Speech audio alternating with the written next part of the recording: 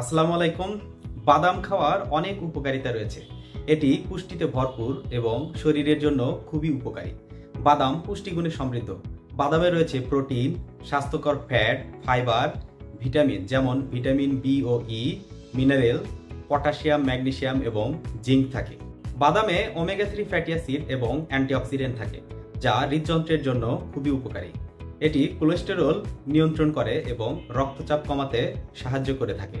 বাদামে থাকা ফাইবার এবং প্রোটিন ক্ষুধা কমাতে সাহায্য করে, যার ফলে অতিরিক্ত খাওয়ার প্রবণতা কমে যায়, ফলে ওজন নিয়ন্ত্রণে থাকে। বাদাম, বিশেষ করে কাজু বাদাম ও আখরোট ব্রেনের জন্য খুবই উপকারী।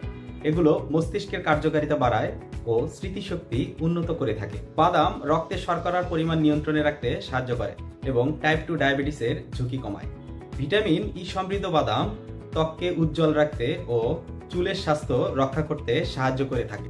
বাদামে ক্যালসিয়াম, ফসফরাস ও ম্যাগনেসিয়াম থাকে, যা হাড়ের গঠন মজবুত করে থাকে। স্বাস্থ্য বিষয়ক সুন্দর সুন্দর টিপস পেতে আমাদের ফেসবুক পেজটি ফলো করুন আর ইউটিউব চ্যানেলটি সাবস্ক্রাইব করতে ভুলবেন না। আর বিস্তারিত জানতে ভিজিট করুন redonpharma.com। ভালো থাকবেন, সুস্থ থাকবেন এই কামনায়। খুদা হাফেজ।